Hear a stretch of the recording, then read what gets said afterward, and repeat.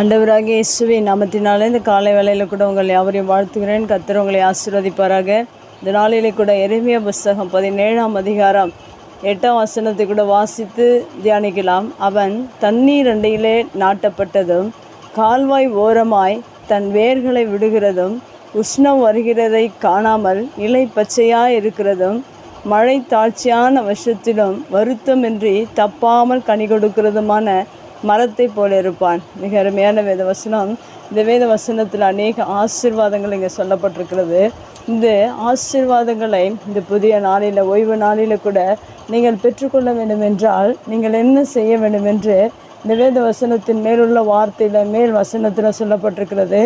கர்த்தர் மேல் நம்பிக்கை வைத்து என்று சொல்லப்பட்டிருக்கிறான். மெய்யாகவே நம்முடைய வாழ்க்கையில் இப்படிப்பட்ட அநேக ஆசீர்வாதங்களை நாம் பெற்றுக்கொள்வதற்கு நாம் கர்த்தர் மேல் நம்பிக்கை வைக்க வேண்டும். அதற்கு மாறாக மனிதர்கள் அநேக காரியங்கள் மேலே அதிக நம்பிக்கை வைத்து இந்த உலகத்தில் அநேகர் அழிந்து கொண்டிருக்கிறார்கள், வழி தப்பி திரிந்து கொண்டிருக்கிறார்கள். ஆசீர்வாதமின்றி மிகவும் வருத்தமாக இருக்கிற ஒரு சூழ்நிலை ஒவ்வொருடைய வாழ்க்கையிலும் இருந்து கொண்டிருக்கிறது. இப்படிப்பட்ட ஆசீர்வாதங்கள் நம்முடைய வாழ்க்கையில் பெற்றுக்கொள்ள வேண்டும் என்றால் நாம் ஒவ்வொரு நாளிலும் கர்த்தர் மேலே நம்பிக்கை வைக்கிறவர்களாக இருக்க வேண்டும். எப்படிப்பட்ட ஆசீர்வாதங்கள் இந்த வேத வசனத்தில் சொல்லப்பட்டிருக்கிறது. முதலாவதாக கர்த்தர் மேல் நம்பிக்கை வைக்கிறவர்கள் தண்ணீர் அண்டையிலே நாட்டப்பட்டதும் என்று சொல்லப்பட்டிருக்கிறது.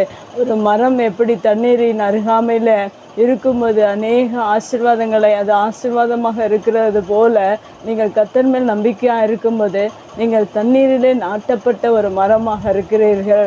அடுத்ததாக இந்த வசனத்தில் சொல்லப்பட்டிருக்கிறது, வேர்களை விடுகிறதுமான என்று சொல்லப்பட்டிருக்கிறது. கால்வாய் ஓரமாய் தன் வேர்களை விடுகிறதுமான ஒரு வேர் தண்ணீர் அண்டியில் இருக்கும்போது தான் அதற்கு மரத்திற்கு ஏற்ற எல்லா சத்துக்களை உறிஞ்சி கொள்வதற்கு அது மிகவும் பிரயோஜனமாக இருக்குது. அதுபோல் உங்களுடைய வாழ்க்கையில் நீங்கள் கால்வாய் ஓரமாய் தேவனுடைய தண்ணீர், ஜீவ தண்ணீரை உறிஞ்சி கொள்ளும்படியாக தேவனுடைய அருகாமையில் இருக்கிற ஒரு அனுபவத்தை தேவன் உங்களுக்கு கொடுக்கிறவராக இருக்கிறார்.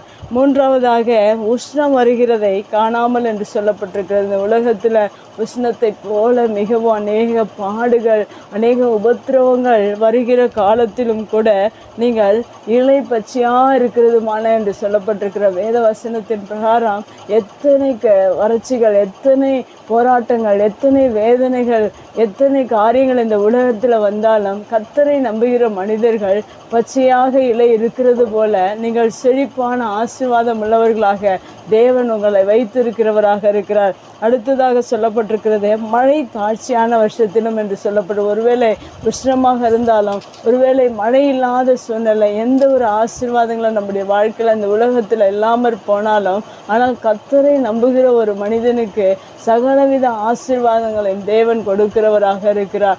4 ஆசீர்வாதங்கள் இந்த வேத வசனத்தில் சொல்லப்பட்டிருக்கிறது. இந்த 4 ஆசீர்வாதங்கள் ஒரு மனிதனுக்கு தேவையான ஆசீர்வாதங்கள்.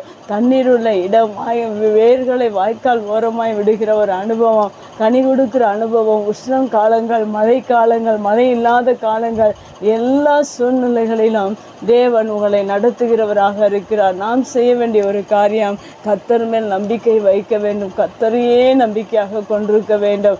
அப்படிப்பட்ட அனுபவத்துக்குள்ளாக நாம் போகும்போது இந்த வேத வசனத்தில் சொல்லியிருக்கிற பிரகாரம் ஒரு செழிப்பான வாழ்க்கை, ஒரு ஆசீர்வாதம் உள்ள வாழ்க்கை, ஒரு கனி கொடுக்கிற வாழ்க்கை, மழை தாழ்ச்சியாக மழை இல்லாத சூழ்நிலையிலும் தேவன் நம்மை ஆசீர்வாதமாக வைத்திருக்கிறார். ஒன்றுமில்லாத சூழ்நிலையில், ஒன்றும் இல்லாத கடினமான ஒரு போராட்டமான பஞ்ச காலங்களிலும் தேவன் நம்மை ஆசீர்வதிக்கிறவராக இருக்கிறார். உலகம் முழுவதிலும் பஞ்சங்கள் ஏற்பட்டாலும் யோசேப்புடைய வாழ்க்கையில் ஆண்டவர் ஒரு உயர்வை கொடுத்தது போல் உங்களுடைய வாழ்க்கையிலும் மழையில்லாத சூழ்நிலையிலும், உஷ்ணம் வருகிற காலங்களிலும், எல்லா சூழ்நிலைகளிலும் தேவன் உங்களை நடத்துகிறவராக இருக்கிறார். நாம் செய்ய வேண்டிய காரியம் என்னவென்றால் கர்த்தரை நம்பிக்கையாக இருக்க வேண்டும். கர்த்தரையே நாம் நம்பிக்கையாக கொண்டிருக்கும்போது நம்முடைய வாழ்க்கையில் அநேக ஆசீர்வாதங்கள், ஒரு செழிப்பான வாழ்க்கை, இலை பச்சையாக இருக்கிறது போல நம்முடைய வாழ்க்கை முழுவதும் ஆண்டவர் ஆசீர்வாதம் உள்ள வாழ்க்கையாக தேவன் நம்மை நடத்துகிறவராக தேவனாக இருக்கிறார். நாம் கர்த்தரை நம்பி இப்படிப்பட்ட ஆசீர்வாதங்களை, வேத வசனம் சொல்லுகிற இந்த ஆசீர்வாதங்களை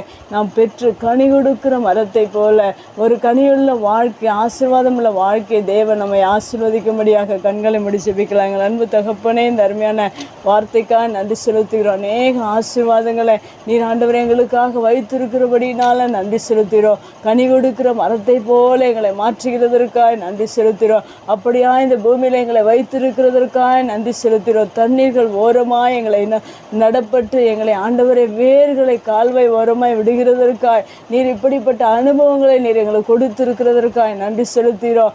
இன்னும் உம்மை சார்ந்து கொள்ள, இன்னும் நாங்கள் உம்மை உறுதியாய் பற்றி கொள்ள, உம்மை நம்பி வாழ ஆண்டவரே எங்கள் ஒவ்வொருவருக்கும் நீர் உதவி செய்வீராக. நம்முடைய வார்த்தை கேட்கிற ஒவ்வொருடைய பிள்ளைகளை எத்தனை வறட்சிகள் இருந்தாலும் உம்மை நம்பி சார்ந்து வாழும்போது நீர் அநேக ஆசீர்வாதங்களை, ஒரு செழிப்பான வாழ்க்கை நீர் கனியுள்ள மரமாய் நீர் மாற்றுகிறதற்காக நன்றி செலுத்துகிறோம். தொடர்ந்து நீர் எங்களை நடத்துங்க, ஆசீர்வதிங்க. இயேசுவின் நாமத்தில் ஜெபங்கள் நல்ல பிதாவே, ஆமேன்.